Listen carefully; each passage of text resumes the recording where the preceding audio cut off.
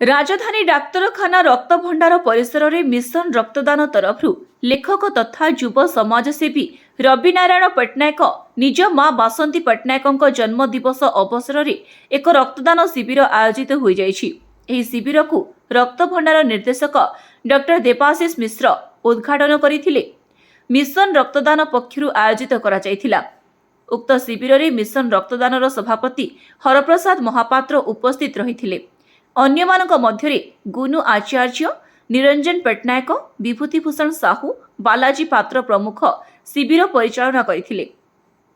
शिविररु 20 unit रक्त संगृहित होइथिला। वर्तमान परिस्थिति रे रक्त भंडार रे रक्तर अभाव रहिछि। सेही दृष्टिरु रक्तदान शिविर करिकि मांको जन्मदिन पालन को सबु महलरु प्रशंसा करा जायथिला। सेहीपरि उत्सर्ग कल्याण सेवा पक्षरु वृक्षरोपण मध्य अनुष्ठित होइथिला।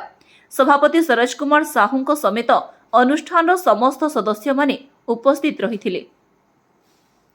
भुवनेश्वररु निवेदिता सिंह रिपोर्ट, प्रयाग खबर।